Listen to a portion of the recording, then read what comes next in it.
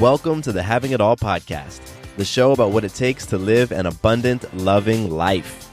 My name is Matthew Bivens, and each week I'm helping you get out of your head so that you can truly have it all.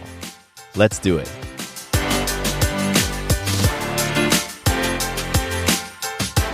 What's going on, beautiful people? Welcome to the Having It All podcast. My name is Matthew Bivens, and yeah, I'm shouting into the mic today. I'm shouting because I'm excited. I'm fired up. I'm grateful that you're here to partake in another conversation about having it all, having an abundant, loving life. And that's what this show is all about. And if you believe that you can have it all, then guess what? You are in the right space, because that's what I love to share and talk about and explore. And so for today's episode, we are going to talk about your joy to sadness ratio. I'm going to explain exactly what that is. I'm going to share with you the story that inspired this episode. And then we are going to walk through trying to figure out what is required in your life for you to increase your joy and decrease your sadness, because it's totally possible. And so that's going to be something that by the end of the episode, you're going to feel so empowered to go out and create more joy in your life. And one of the things that's going to result in all that joy is you're going to experience many more magical moments. And so let's segue into magic. And if this is your first time joining me on the podcast, obviously welcome. But also you might be thinking, what is magic? Well, magic on this show, it's your ability to influence yourself, others, and life in an empowering way. And we share magic on every episode to remind ourselves how powerful we are and how responsible we are for the lives that we're creating. So I'm going to share a piece of magic, and then I want you to reflect on magic in your life, because I never want you to lose that connection between what you're experiencing in your life and the role that you play in manifesting it. So my magic is that my sister was in town recently. She came in to surprise my mother for her birthday, which was super cool. But the magic about that I really want to share is over the weekend, we woke up, my sister and I got up in the morning, and we went for a run together. And the reason why this is magical is both my sister and I are athletes, and we've been, athletic and health conscious and all that for our whole lives. But we've never, ever exercised together. Never. And she is a marathon runner, and running is just part of what she loves so much. And I'm a big runner myself. But, we've had our ups and downs over the years, and we had all these circumstances in the way that we were allowing to keep us from sharing this beautiful experience. And so this past weekend, we went on a run together, and it was so, so magical. We ran for about an hour, and it was just cool to be out in nature. We went for a trail run. So it was great to be in nature, sharing in the exercise and the physical experience. But what was really awesome is the conversations that we got into. We talked about things that were going on in the family. We were talking about stuff that we were frustrated with, and both of us were just sharing authentically. And I could really feel the space of trust that has been built between us, because that trust was not always there. But we slowly over time built up this trust, and then that created the space for the conversation and for the run to happen in the first place. So that was completely magical, and I look forward to more experiences with my sister, more runs, more workout sessions, and I really do feel like we just scratched the surface on what's to come for us. So that was magic, and I got so much gratitude for my sister for inviting me on the run, for Sarah for encouraging me to go, and for myself, for going. So that's some magic and gratitude rolled up in there. Nice little bundle. All right, now it's your turn to pause this episode. Literally, I want you to pause it, and I want you to reflect on a piece of magic in your life. What's something that's happened recently where you've influenced self, others, or life in an empowering way? Pause the episode, and when we resume, we're going to be doing some listener love. All right, listener love time. I really dig this portion because I get to share my appreciation and gratitude to you for tuning into the podcast each and every week. And I'm so grateful. It's been over 3 years. Over 3 years. We're approaching 3.5 years. And boy, I think 250 something episodes. And it's just been magical experiencing the feedback that you've given, the love that you've shared, the ideas that you've tossed my way, and all of that over the past 3 years. And for today's listener love, I want to give a shout out to someone on iTunes for leaving a review. And this is actually an older review, which is great. This is from 2017. And this is from Nomad Sean 2. And the review starts out, it says, fresh and honest. Nomad Sean says, love this podcast. Matthew approaches his topics and guests with curiosity and honesty. In the self-development space, he comes through as a fresh voice backed up by true life experience. He makes mistakes, has days when he isn't his best self, and yet doesn't hesitate to share those moments with listeners so we can all learn from them. There is generosity and compassion here I haven't found elsewhere. So, first off, thank you so much, Nomad Sean, for taking a minute to leave a review. I'm super grateful. That's awesome, awesome feedback that really does help move the show forward and helps let me know what it is that you're digging about the podcast. So I appreciate you. The second thing I want to comment on is what you said right in the middle. You said, he makes mistakes, has days when he isn't his best self, and yet doesn't hesitate to share those moments with listeners so we can all learn from them. And I just wanted to comment on that for a moment because we definitely live in a time where when you go on social media, you do not see many mistakes. You do not see moments when people aren't being their best selves. You know, social media, Instagram, Facebook, all of that is curated so that people can put an image, a front of their best self forward.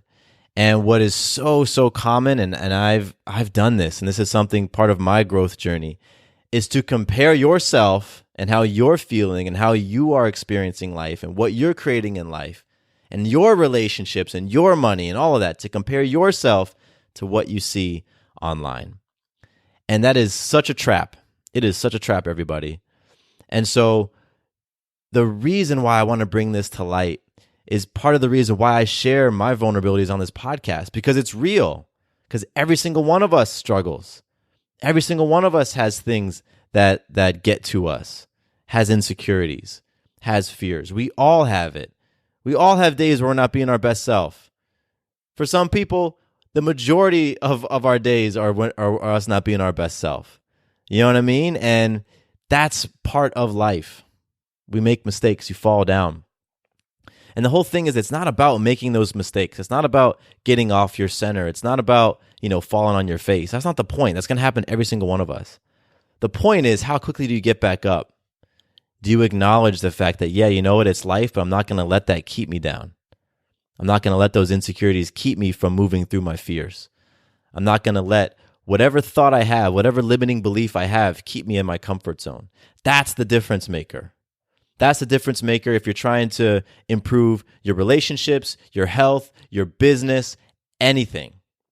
Are you going to let those things keep you where you're at, or are you going to continue to move forward? So Nomad Sean, I appreciate the acknowledgement, because that's one of my goals on this podcast, is to be so real with this stuff. Because yeah, I'm playing for an abundant, loving life, and it's freaking hard. And I get my ass beat all the time through this experience. All the time. I get humbled. I get embarrassed. I get, knocked down. Things are so hard, but you keep moving forward. And that's just what I'm playing for. It's just to constantly move forward, because I know that in that forward movement is my growth, is my healing, is the transformation that I know can happen. And so I'm just grateful that you left that review, Nomad Sean. I'm grateful that you wrote that section of your review so that we could all connect with the message of, let's just keep going forward. Mistakes are okay. Not being your best self is okay. Just be open to it all. Be vulnerable, be courageous, be humble, and just keep moving. Even if it's a millimeter forward, just keep moving, keep moving. So, once again, thank you so much, Nomad Sean, for the review and for the message. And for everybody else listening, if you want to leave me a review, you can do so over at Apple Podcasts. That would be fantastic. Leave a review. Let me know how you like the show. Even if you don't like the show, all of it's great. You can give me a 1-star review and tell me why you want to give me 1 stars.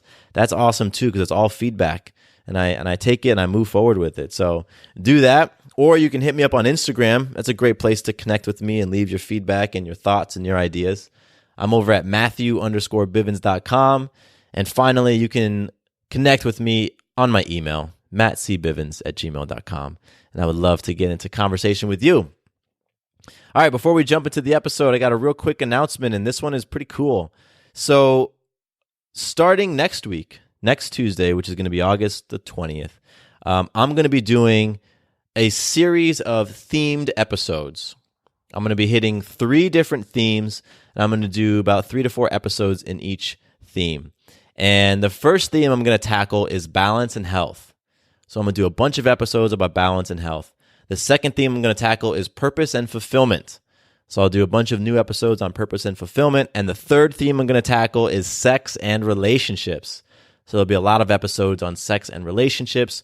All of them are going to be talking about how you can have it all in those areas. How can you can experience more abundance and love in all of those areas. And I'm going to be creating some new resources for you that are going to allow you to dive deeper in each one of those themes if that's what you want to do. So that's all going to be starting next week. I'm super excited. I've been working on this for a little while, and we're going to have a fun time digging into balance, purpose, and sex.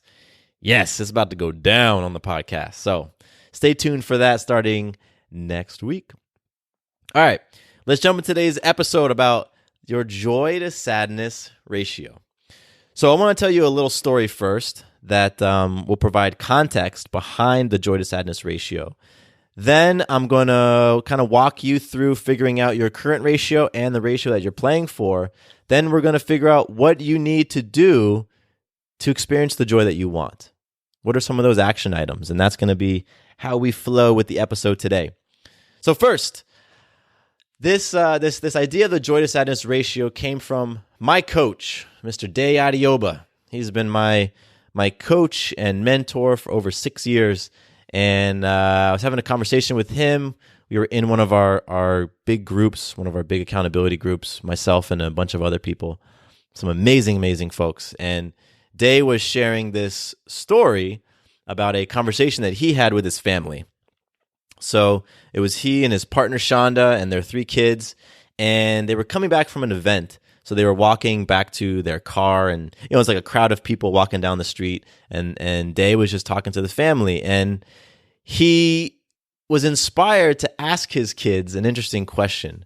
What do you think is your current joy to sadness ratio?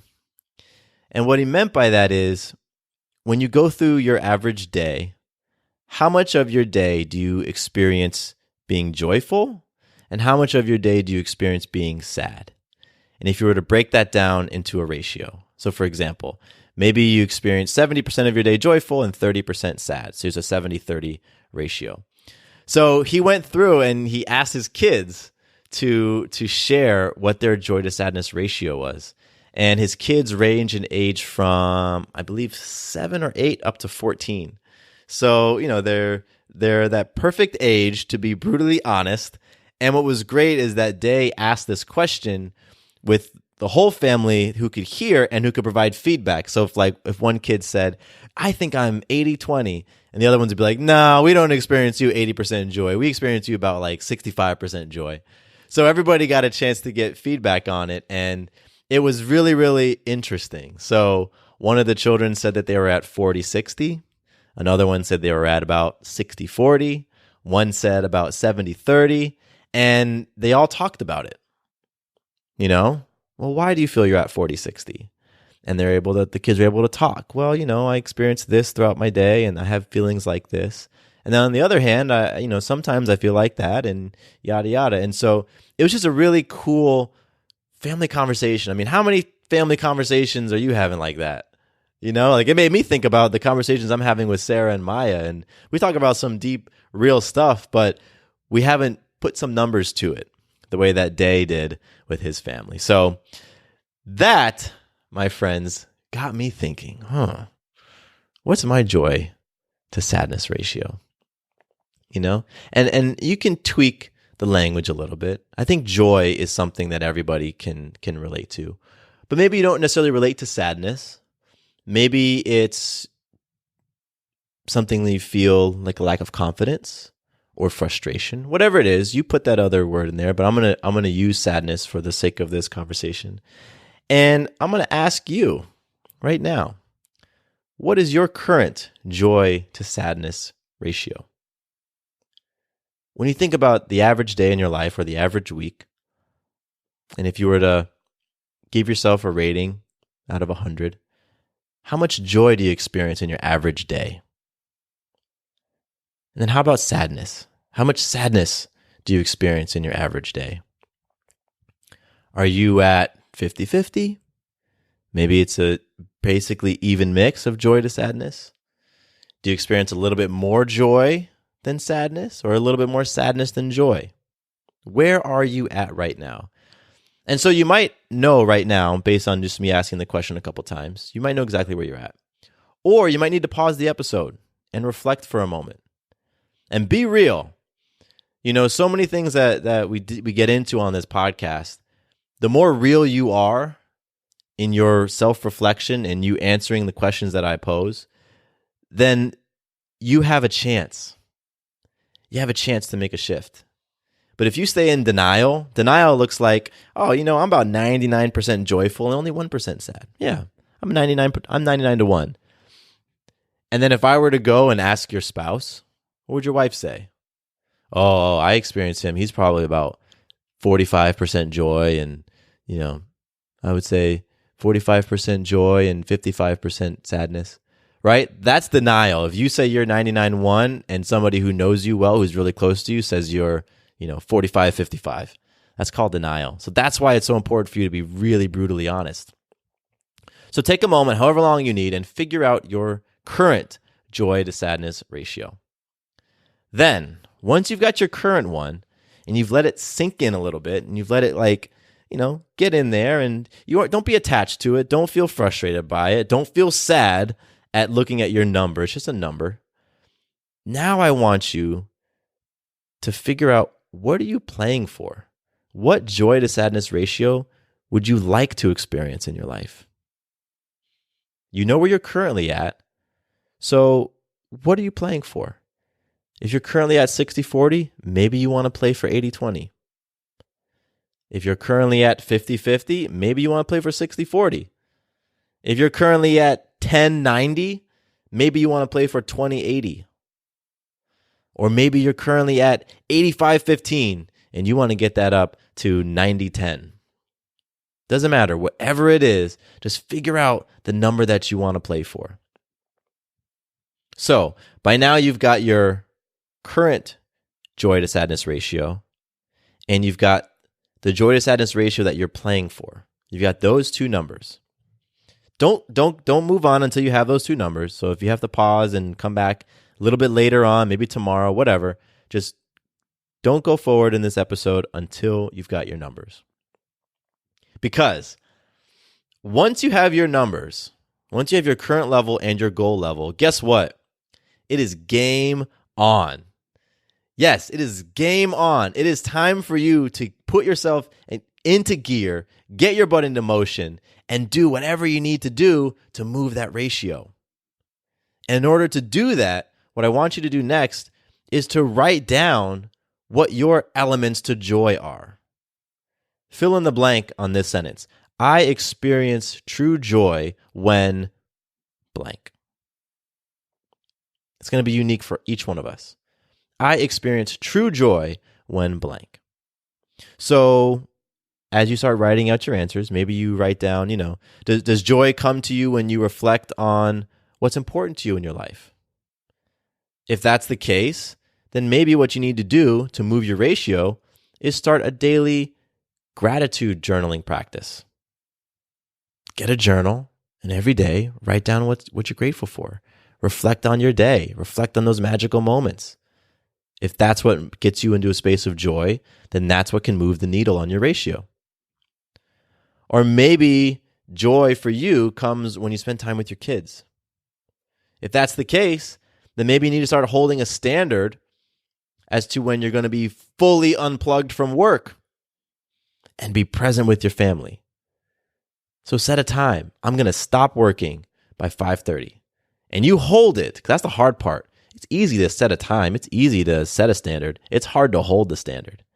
But if that's where you experience your joy, then hold that standard. You'll get a double whammy. You'll get a win-win by holding your standard and experiencing the thing that brings you joy. Or maybe for you, joy comes when you exercise and when you move your body. So then perhaps you can commit to getting a certain amount of exercise daily. Maybe you want to do 30 minutes daily, or maybe you want to make sure in a week you go to the gym 3 times, whatever. And then you might have all those conversations kick in your mind as to why that's not possible. Well, I work long hours and I got this and that. Well, guess what? Get up early, right? Wake up early. Maybe that means you have to turn off Stranger Things at night 30 minutes early or an hour early in order for you to get that 30 minutes to an hour in the morning. And you might have that internal conversation going again. But you know what? You just said that's what gets you to joy. So is it worth it? That's always the question we have to ask ourselves. Is it worth it? Is the thing I'm going to give up worth the thing that I'm going to gain? So this is really awesome because, like I said, once you have your current ratio and your goal ratio, all you have to do is figure out what is needed for you to move that needle. And so when you answer the question, I experience true joy when blank. Well, now you can know what you need to do. And it's personal. It's unique to you because it's different for every single one of us. My joy comes from keeping my word, keeping my commitments. So on my balance chart each week, it comes from making sure that I keep the commitment to hitting my goals and putting those deposits into myself. My joy comes from spending time outdoors with my family. So like when I went on a run with my sister, joy. When Maya and I were in the garden yesterday, joy. When Sarah and I take our dog for a walk, joy. My joy also comes from being in solitude. I'm an introvert in that I recharge when I'm by myself. So reading a great book, that brings me joy. But that's unique to me. And so I know that if I want to move my joy to sadness ratio, I do more of those things. I do more of those things that bring me into the center of myself. And that is what moves the needle for me. And I'd say right now, I'm at about an 80-20. 80% joy and 20%, I wouldn't say it's sadness. I would say for me, it's more of an impatience. It's more of frustration. And it can be more of self-critical conversation. Yeah. And I'm definitely playing to move that to 90-10. And I believe it's totally possible between now and the end of the year to move my ratio from an 80-20 to a 90-10. And that's what I'm playing for. And so what are you playing for? What are you playing for? And are you willing to go for it? Because no matter what it is that we're playing for in life, whether we want to increase our health, whether we want to move the needle in our business, whether we want our relationship with our spouse to be tighter, or we want to repair a relationship with our siblings, it requires putting in some sort of effort. It requires focusing some energy in that area. It requires being proactive. So if you felt sadness when I asked you what your current joy to sadness ratio is, just understand that that is not a permanent thing. That's not etched in stone. It's simply a reflection of where you are at right now. And where you are right now has nothing to do with where you can be tomorrow, where you can be next week, where you can be next year.